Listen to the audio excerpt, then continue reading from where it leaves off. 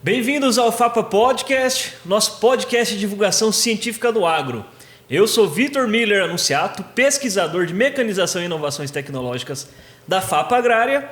E aqui do meu lado, ele... Fabiano Pacentiuk, pesquisador de milho e feijão da Fundação Agrária de Pesquisa Agropecuária. Aqui, Vitão, é o local que nós transformamos pesquisa em conversa e conversa em conhecimento. É isso aí, cara. E aquela tua choradinha do episódios passados aí funcionou, cara. O pessoal tá compartilhando, tá enviando pro amigo que tá tendo erosão no solo, e já tô dando spoilers do que vem por aí, né? Mas isso aí. Você viu que quem não reclama não consegue, né? Então, aproveitando essa vibe, vai lá, reclame de novo, meu amigo. Pessoal, por favor, sigam, compartilhem. Nós estamos buscando aí toda segunda-feira entregar conteúdo de qualidade, então envia para aquele amigo, envia para aquele parente, para aquele colega, compartilhe, se inscreva no canal e nos acompanhem. Nós estamos buscando aí entregar conteúdo de qualidade, então nos ajudem também a recomendar esse conteúdo para que tanto o YouTube, Spotify consiga entregar para mais pessoas, né, meu amigo? Tá lá, YouTube, Spotify, mais fácil que isso não tem como, cara. Não, só não tem sentir jeito. Lá na casa do caboclo falar no ouvido dele, mas ele não vai gostar muito não, né? Acho que não, talvez no Spotify ele prefira, né? É, tá certo. Quebrando um pouquinho, pessoal, a regra aqui, hoje eu não vou introduzir o convidado. Eu vou pedir pro nosso amigo Juliano, que já é de casa. O Juliano já é co-host aqui já do podcast, né? É, a conta que é dividida em 3 agora, tá em todos, né? É bom que ele entrou porque a carteira dele é mais... a caneta tem mais peso, tem né? um pouquinho mais de dinheiro, né? Então, Juliano, então, por favor, se apresenta e apresenta o nosso convidado também, por favor, né? Pois não. Então, o meu nome é Juliano Almeida, eu sou pesquisador de trigo, aveia, oleaginosas de inverno. Então, basicamente, de todos os cultivos que ocorrem durante o outono e que ocorrem durante o inverno. Também tenho um percentual grande do meu trabalho na área de rotação de culturas. Temos um experimento que tem já 25 anos de rotação de culturas. Então, eu sempre estive ligado aí com essa parte de rotação de culturas e preservação do solo no intuito de cobrir o solo. Essa é uma das minhas áreas de pesquisa. E é justamente por esse meio, por meio dessa aproximação, que nós estamos trazendo hoje aqui o professor Glaucio Roloff. Ele foi por muitos anos professor na Universidade Federal do Paraná, no Departamento de Solos. Um departamento de solos bastante conhecido aqui no Brasil. Saíram grandes nomes de lá que acabaram sendo estudantes e acabaram voltando lá como professores ou mesmo como alunos de mestrado e doutorado. Mas para falar um pouquinho do professor Glaucio, eu já conheci ele do tempo de escola, embora eu fiz a disciplina com outro colega dele, que é o professor Marcos, mais conhecido como Marcão, né? Mas eu conhecia o professor Glaucio e ele esteve aqui em 2004, aqui na Agrária, e ele fez uma palestra muito interessante na área de controle de erosão. E esse é um tema que sempre me interessou muito e eu fiz muitos apontamentos durante essa palestra dele. E eu tenho guardado essa palestra dele num lugar fácil ali, que eu sempre olho de vez em quando. E quando nós tivemos essa erosão recente agora, em maio e junho, em que nós tivemos grandes volumes de chuvas com muita formação de erosão, a gente começou a ir atrás de ajuda, de mais ajuda do que a gente já tem, né? E eu tenho aquela minha preocupação grande, minha preocupação de curto prazo, é o que nós vamos mostrar no giro de cultivos outonais e inverno, que tem esse enfoque de cobrir o solo, que tem um enfoque conservacionista. Foi então que eu novamente entrei em contato com o professor Roloff. Ele vai comentar um pouquinho sobre a caminhada dele, mas o professor Roloff, ele é irmão do Celso Roloff, que já trabalhou na Agrária. Antes de eu entrar na Agrária, ele era agrônomo aqui da Agrária. E hoje um colega, o sobrinho dele é um colega nosso, o Marcelo Roloff, que também trabalha aqui na Cooperativa Agrária. Então ele tem uma certa ligação antiga com a Agrária e agora nós estamos trazendo ele de volta. Então eu peço aí, eu já fiz uma breve apresentação, né? Sim, não tão breve assim, Mas realmente é um prazer recebê-lo aqui novamente na Cooperativa Agrária. Eu acho que o prazer é todo meu, prazer e privilégio, né? E sou agrônomo até por causa da agrária, né? Eu vinha passar as férias com meu irmão e gostei da história, apesar do meu primeiro estágio como aluno de agronomia foi contar perfilhos de trigo aqui atrás, aqui próximo na área experimental, em pleno inverno, em pleno julho. Ainda bem que não faz tanto frio, né? Então é prazeroso. Foi tranquilo. Então, apesar desse primeiro estágio que meu querido irmão me conseguiu, né, ele só me colocava em coisas interessantes. Enfim, apesar desse primeiro estágio, perdurei, gostei.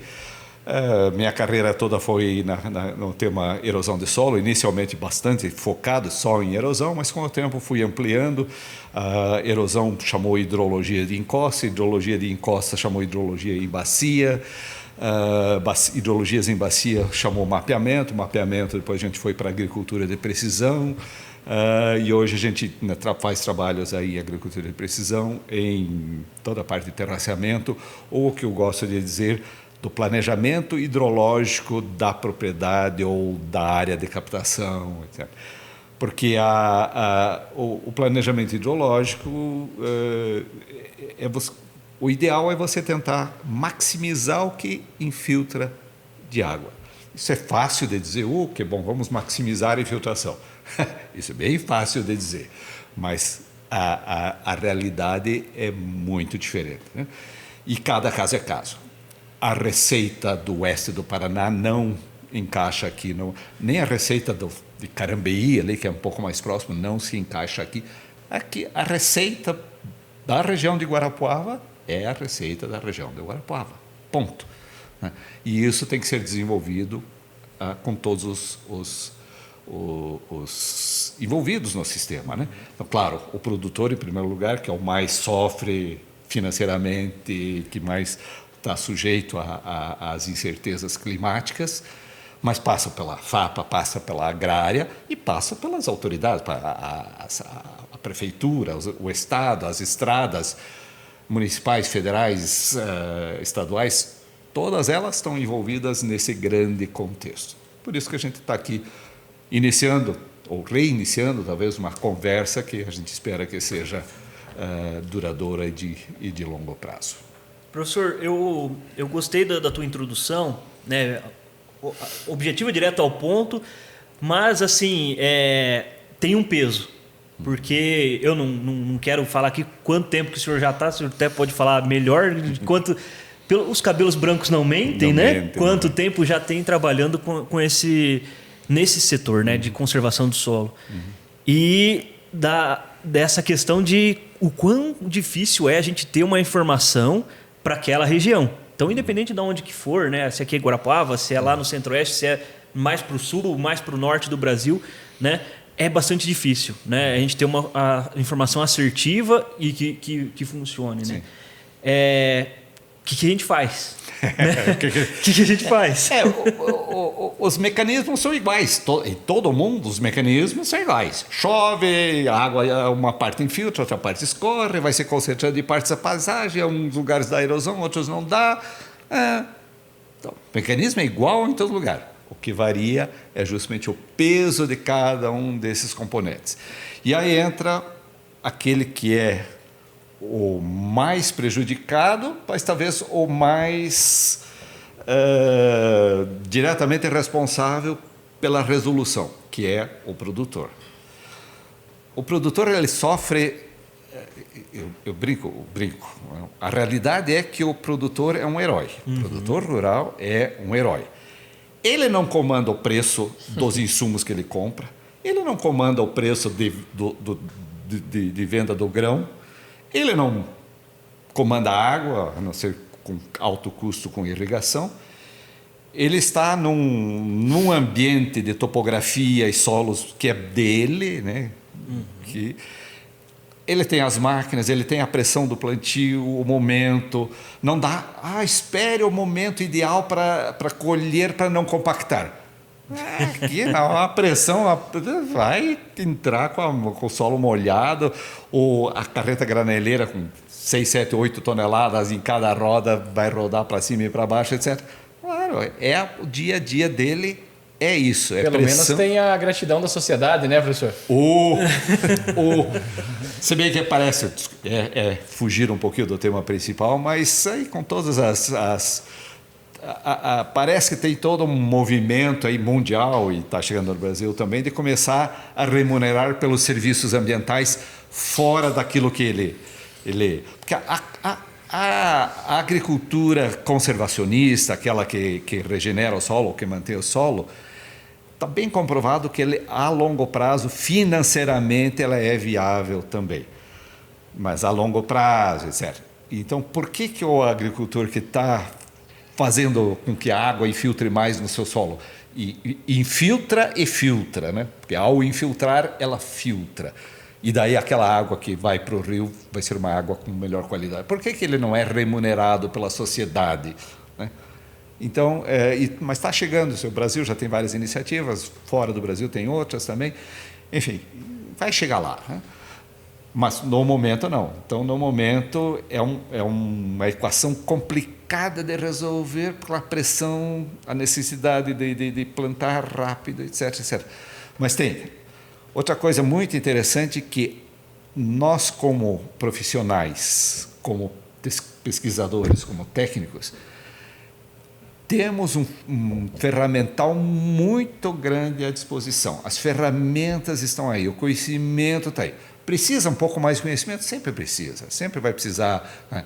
Mas o que a gente já tem de conhecimento, o que já tem reunidos em softwares, reunidos só que justamente está chegando num outro lado aí, falando agora para o profissional. O excesso de informação, às vezes. Como é que eu vou nadar nesse excesso de informações? Como é que eu separo o que é relevante para a minha Guarapuava, para a minha região, para a minha agrária, para o meu Entre Rios, para a minha Vitória? Como é que eu separo todo aquele mar de informações para aquilo que realmente é relevante aqui, para a minha Vitória, minha colônia Vitória? Depois eu penso em Jordão, enfim, mas né, tem isso também que a gente tem que lidar. E você falou de tempo de formado e cabelos brancos, né? Coincidentemente, minha turma de agronomia vai fazer 50 anos de formado ano que vem. Olha. Parecido com a tua, Vitão. Opa! Professor, e já entrando um pouquinho num assunto um pouco mais técnico aqui, na tua fala a gente pegou bastante você falando de infiltração do solo. Uhum. Quais são os drivers, o que dita a infiltração do solo? Porque a gente já sabe que lá no futuro isso aí vai ser bastante importante para o nosso assunto, né? Sim. Então vamos estruturar a base aqui, né, dessa infiltração aí, para depois a gente avançar. Eu gosto de separar em duas coisas. Uma coisa que o agricultor não tem o que fazer, é aquilo que é isso que temos, que é a questão de solo e topografia. Certamente o solo mais raso, a água chega num limite que ele vai ter que começar a escorrer, a caixa d'água é pequena, solo mais raso, a caixa d'água é pequena. Solo mais pedregoso, a caixa d'água é menor, vai escorrer mais, etc.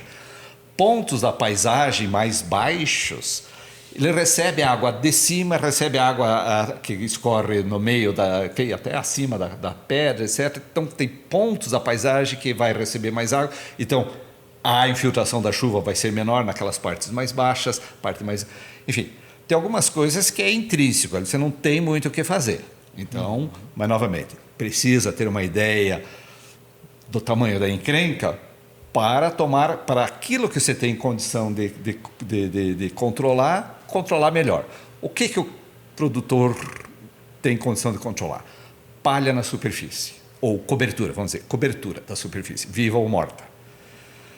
Só para ter uma ideia, se uma gota d'água de chuva bater no solo descoberto, ela reduz em 10 vezes menos a infiltração da superfície. 10 vezes menos.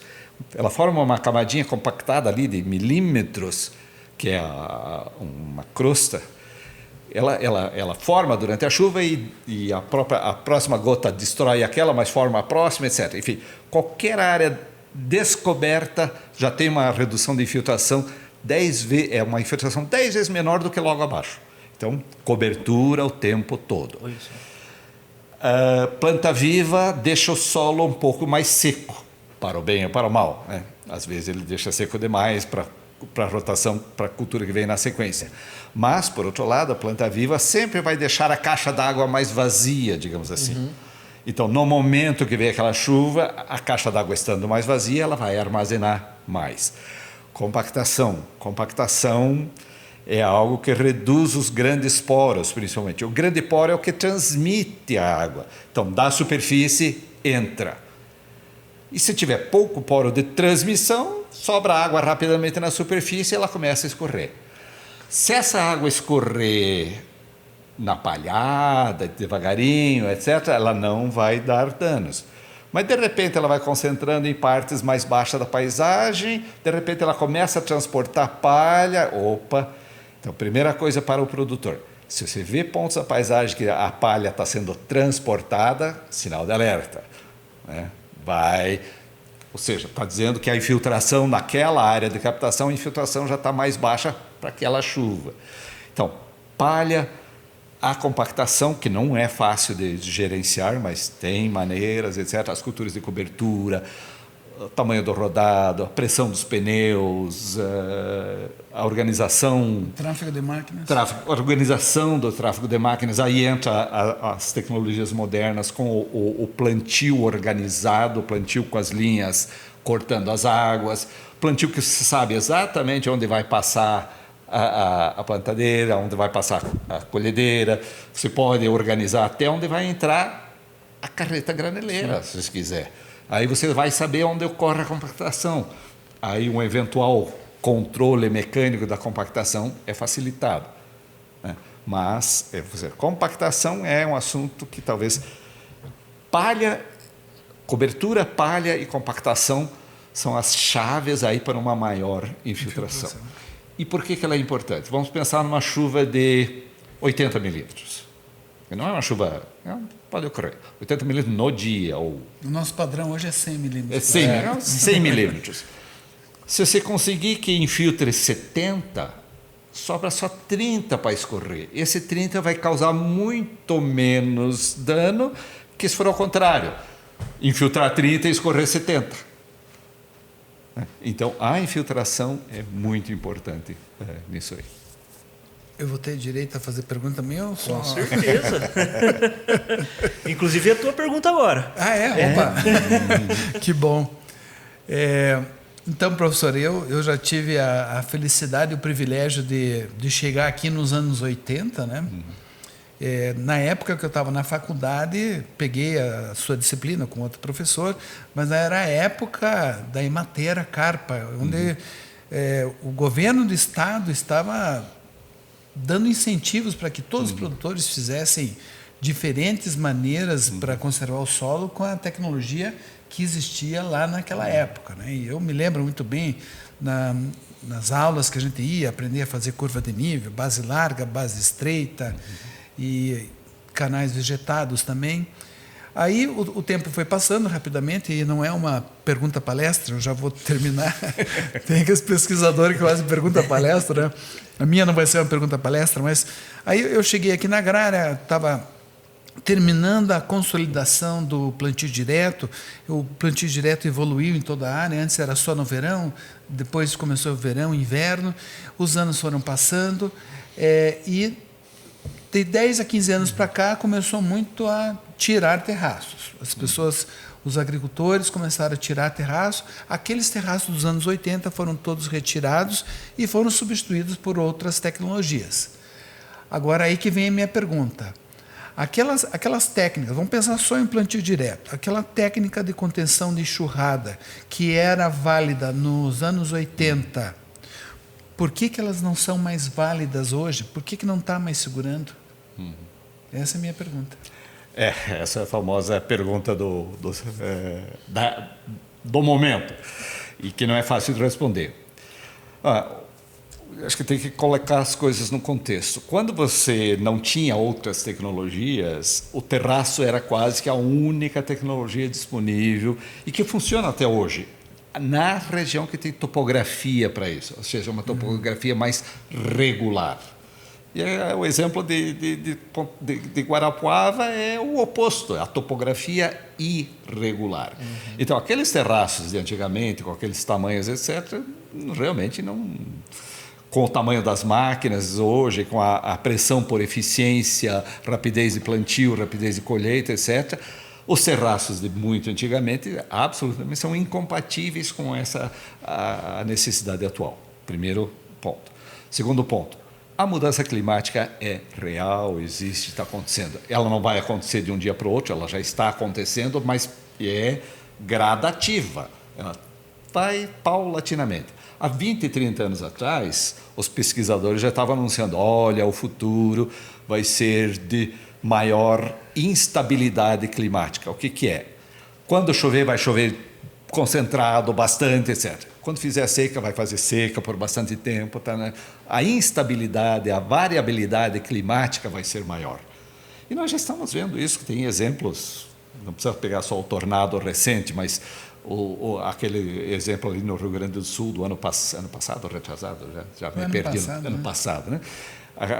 E vai acontecer outros desses, já tem acontecido, exemplos de inundação tem acontecido já com muito mais frequência. Então, está chovendo mais concentrado, não mais em termos de volume anual, mas mais concentrado. Tem mais pressão para máquinas, tamanho, pressa, etc. Então, foi retirado. Então, acho que temos que começar a repensar os conceitos, sempre pensando na visão de longo prazo. As culturas de cobertura, as raízes pivotantes, profundas, compactação, o ideal é sempre evitar, não corrigir, né? Sempre pensando na redução ou evitar a compactação excessiva. Se chegar à necessidade de estruturas, aí entre os terraços, que sejam terraços com outro desenho, que permita o plantio, a colheita até atravessada, conforme, por exemplo, milho dá para atravessar conforme o terraço, dá para atravessar colhendo atravessado. Normalmente a soja você tem que colher seguindo, mas ele pode ser planejado para ser o mínimo ou não ser nenhum obstáculo à mecanização mais intensiva. Mas sempre dentro de um contexto do todo.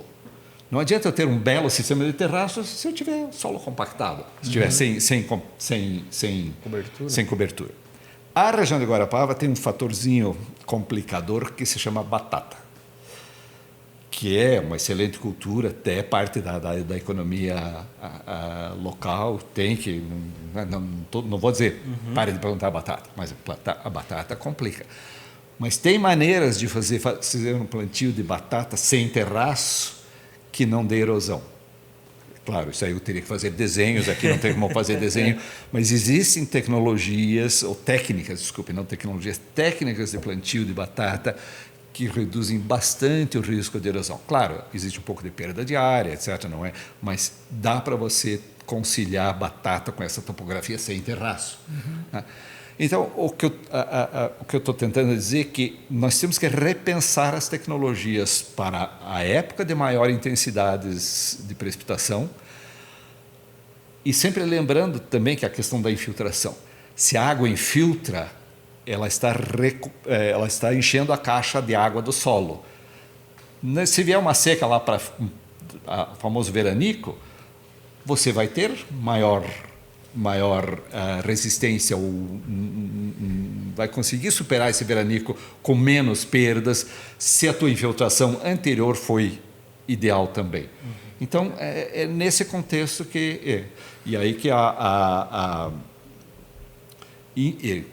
infelizmente, ou enfim, é assim que a coisa funciona, as tecnologias hoje disponíveis foram pouco testadas localmente.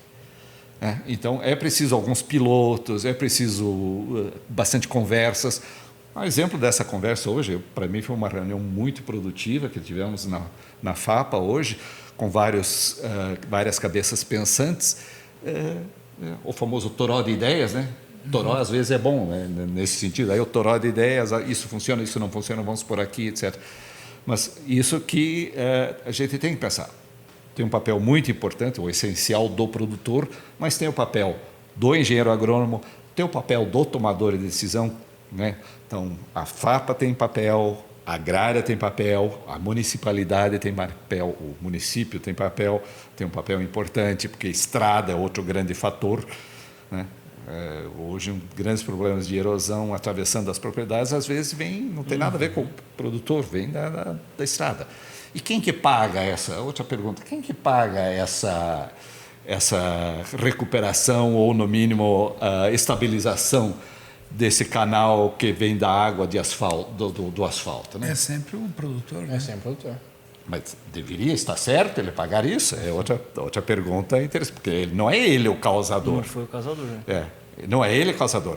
Aquela estrada beneficia toda uma comunidade, só que o prejudicado está acabando pagando em termos de área perdida, e se ele não fizer nada vai aumentar. Então, essas também um pouco de mudanças das estratégias regionais, do pensamento regional, que todos são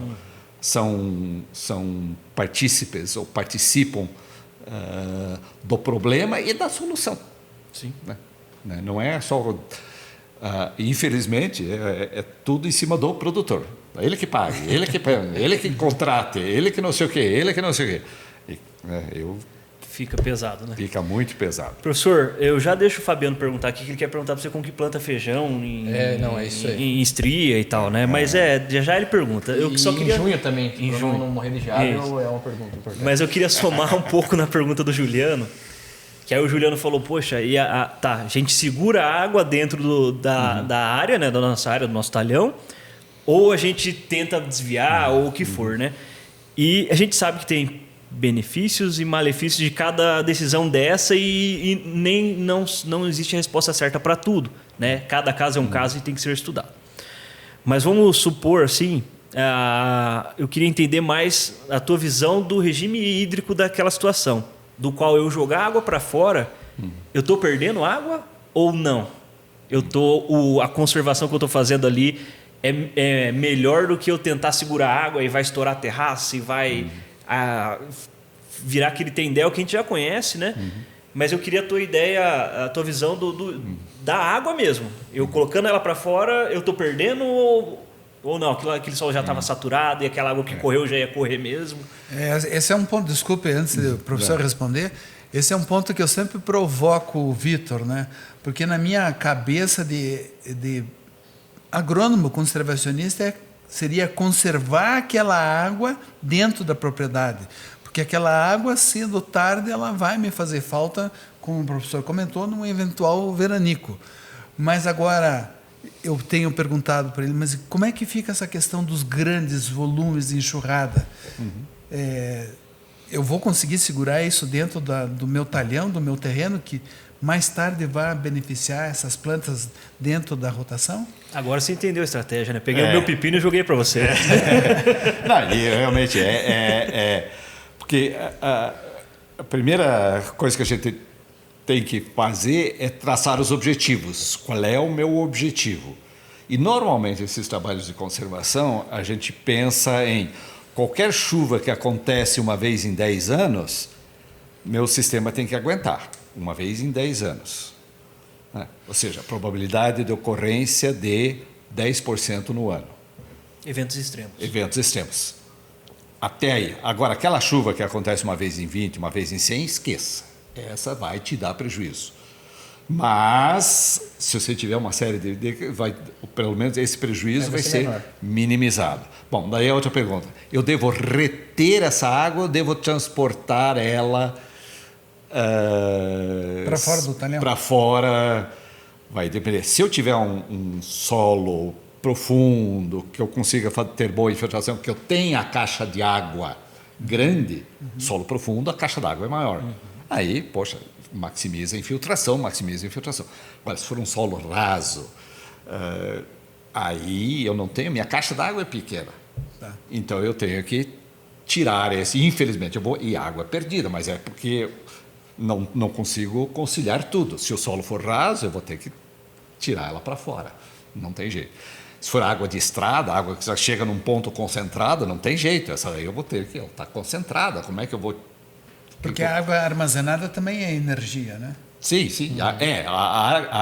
Por exemplo, caixa de retenção, que é muito comum fazer as caixas de retenção. Eu sempre digo que ela é bomba relógio, né? Ela está lá, no alto da paisagem, cheia da água, Quando ela está vazia, tudo bem, ela cumpre com o seu objetivo. Mas se dá 2, 3 dias de chuva mais forte, ela deixou de cumprir. E além disso, a água está armazenada num ponto alto e vai escorrendo para baixo e mais água, etc, etc. Então, por exemplo, caixa de retenção, numa estratégia de longo prazo, é emergencial. Pô, eu não tenho o que fazer, eu vou fazer emergencial. Bom, uma vez feito emergencial, agora vamos pensar no longo prazo. Como é que eu posso fazer... E hoje, novamente, tem aí pacotes de estratégias e tecnologias de custo relativamente baixo que você consegue transportar a água da parte alta para a parte mais baixa de uma maneira relativamente segura e com custos razoáveis. Mas nada é barato. Nada é de graça, digamos. Não existe, infelizmente, o famoso... Não existe almoço grátis. Não existe. Não existe.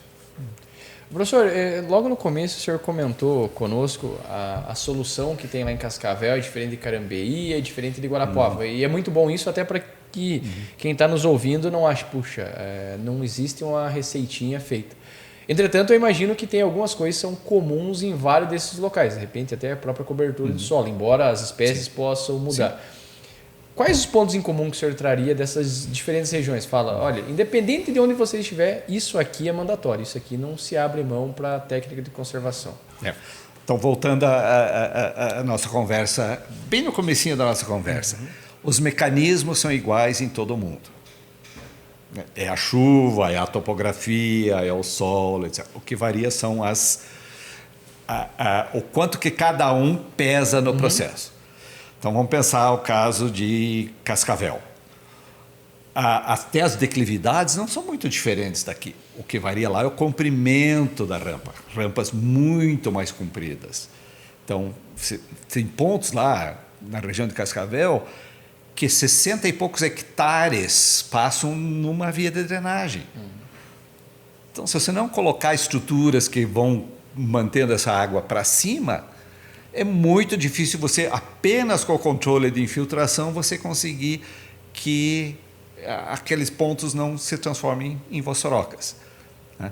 Já Guarapuava tem as mesmas declividades, mas tem as rampas são mais curtas. Só que a Guarapuava começa a aparecer outro problema, solos rasos. Então, outro probleminha. Opa, solo raso, eu não tenho uma caixa d'água. Então, enquanto Cascavel dá para se pensar só em estruturas que retenham a água, a região de Guarapuava é um misto de estruturas que retêm e estruturas que transportem de maneira segura essa água. Mas a infiltração, maximizar a infiltração em qualquer região e maximizar a infiltração e cobrir o solo 100% do tempo. Essas sempre... Outro probleminha. Cascavel, por exemplo, tem intensidades das chuvas maiores. Aqui as intensidades são um pouco menores. Está aumentando, mas a região de menor intensidade no Paraná, ali, digamos, no primeiro Planalto, alguma coisa, aí a região de Carambeí, Castro, aqui está intermediário, e vai aumentar, a intensidade das chuvas vai aumentando em direção ao oeste. Né? Então, Guarapuava está no intermediário aí do ponto de vista de chuvas. Não sei se eu respondi, mas é mais ou menos... Não, perfeito. É sempre interessante você olhar dessa forma, porque hoje tem coisa que não dá para abrir mão, independente do lugar que se estiver. Sim. Cobertura de solo é uma das coisas. A gente discute aí quase que diariamente esses temas, então, veja, independente, até inclusive dos nossos cooperados, né? Você está mais afastado, mais próximo, o solo precisa estar coberto. Com certeza. Aqui, novamente, as tecnologias também mais recentes permitem fazer algumas coisas que também para todas as regiões é possível, mas aqui talvez um peso um pouquinho maior, é o plantio cortando as águas, né? Hoje você pode fazer todo o mapa, já chega simplesmente, carrega no RTK do trator, já tem todas as linhas de plantio, dá para organizar onde que vai ser feitas os pontos de carga, descarga, dá para trabalhar com plantadeiras de diferentes larguras, orientar, etc., para você começar a tirar o incentivo para a água escorrer morro abaixo. É isso que você tem que pensar. Isso também, isso é em todo lugar. Toda vez que você incentivar a água a escorrer morro abaixo, você está pedindo... Vai ter problema. Pedindo, como diria a minha mãe, pedindo sarna para se coçar. Então, são duas tarefas básicas, né? A primeira é a cobertura e depois o planejamento para cultivar e semear em nível. semear em nível. Outra coisa interessante que eu gosto de enfatizar é que tem partes do lote ou do talhão que você sabe que vai compactar mais. Ali a zona de bordadura, onde faz as manobras, etc, etc. Novamente, se você tiver isso já preparado no teu planejamento de plantio, etc, etc, você sabe que aqueles 20 metros de bordadura, talvez seja interessante você todo ano passar um subsolador. Porque não tem muito jeito, não tem ali o que fazer. Mas só ali, não precisa o resto. Ali você já se planeja sabe que ali vai dar problema, né? Então, essas tecnologias mais modernas do mapear as coisas, saber onde que está acontecendo, etc. Porque o talhão, não existe talhão uniforme, né? Não existe. Então, você vai ter variabilidade, vai ter pontos de manobra, etc. Então, o mapear as coisas já ajuda bastante. Não, isso é bacana, né? A gente fala em subsolar e às vezes a pessoa entende que é para subsolar a área inteira, né? E não é, muitas vezes não é necessário, né? E não é nem pensando em desagregar solo, nada, é pensando na economia mesmo. Claro, é caro a operação, claro. Né? Sim, sim. Se eu conseguir só fazer ali as áreas de cabeceira, as áreas de manobra ali, poxa, já é uma baita de uma economia, né? Tem muito produtor que a gente percebe, ou que eu conheço também, que nas áreas de cabeceira eles subsolam e eles sacrificam uma das safras, normalmente a safra de inverno, e colocam um nabo com aveia. Só ali, aquela faixa ali da bordadura, etc. O resto continua, o plantio tudo normal, etc. Mas eles fazem um sacrifício daquela safra que talvez tenha o menor impacto financeiro, mas pensando na safra de verão, maximizar a proteção daquilo. Então, são pequenas, às vezes são pequenas coisas que se faz sem um impacto muito grande. Essa das faixas ainda tem um certo impacto em perda de área. Mas o plantio cortando as águas, inclusive organiza bem melhor, ou encarregar, ou dá para o operador faz tudo, segue ali a cartilha, digamos assim, do planejamento. Não precisa nem o encarregado ficar ali, faça a manobra aqui, faça ali, não sei o que, não tem nada disso, está tudo planejadinho, vai lá e faz. Acho que o pepino voltou para você. Você tentou de todas as formas, mas caiu no teu colo de novo. Sempre assim, né? O gancho da subsolagem. Eu acho que a subsolagem é a famosa última das últimas coisas, etc. Subsolagem você faz quando a raiz do nabo cresce para o lado. Aí você faz subsolagem. E eu já vi raiz de nabo crescendo para o lado, né? Ou raiz ervilhaca crescendo para o lado. Aí sim, aí não tem muito o que fazer. Mas a ideia é praticamente evitar, exceto aquelas zonas de manobra, etc. Tentar evitar o máximo possível a subsolagem. Bom, bacana. Acho que já deu para a gente entender bastante aí da questão da conservação, né? Juliano, a tua última oportunidade aí. Depois não vem perguntar para mim que tá aqui com o homem, cara. Tem que... Tá bom. Já foi? Matou? Não, eu só mais uma, então, só se mais vocês uma. me permitem, né? Então, a gente visitou o passado ali, como é que foi há 40 anos atrás, a gente viu o que dá para recomendar facilmente, o que os agrônomos da assistência técnica podem recomendar hoje já para começar a fazer. E, assim, um breve comentário. E daqui para o futuro, quais são as outras tecnologias que já existem ou que vão existir daqui os próximos anos para ajudar no controle de erosão? Só para fazer um fechamento aqui. O futuro é difícil de prever, mas pensando em tecnologias quase na mão, mas que ainda não são adotadas longamente. O plantio o tráfego controlado, você já deve ter ouvido falar. O tráfego controlado, para mim, é um dos pulos aí para frente, porque você sabe exatamente, você vai ter uma estradinha compactada na lavoura. Estradinha, são os rastros do trator, vai virar uma estradinha. Sempre o mesmo. Sempre o mesmo. Sempre vai passar no Só mesmo que lugar. o resto da área vai ficar quase como uma mata, área de mata em termos de infiltração. Né? Você vai ter redução de diesel no plantio, porque o trator vai estar tracionando numa estrada, entre aspas, né? Porque aí o rastro vai virar uma estradinha. Os elementos da plantadeira vão estar tracionando num solo fofo. Trabalhando folgado. Trabalhando folgado, né? Só que isso isso não é simples, mas a tecnologia está aí, já tem vários países que adotam, etc. Essa é uma das tecnologias que eu acho bem interessante. Daí para frente vai ter a questão, eventualmente, porque todo o problema de rotação, etc., e às vezes esbarra no problema de erva daninha, de algumas coisas assim, etc. Aí entram as tecnologias nascentes que estão aí da pulverização localizada, ou da choque, enfim, tem outras que estão aparecendo aí, mas enfim, da pulverização localizada, para você não precisar fazer uma pulverização maciça, né? Pulverização localizada, até com drone ou sem drone, mesmo nos equipamentos, enfim. São coisas que vão ajudar tudo que você fizer e no sentido de expor o menos possível de solo na linha, é interessante. Então, tem umas plantadeiras aí modernas, que tem um cliente nosso lá que trabalha com uma plantadeira a 18 km por hora. Né?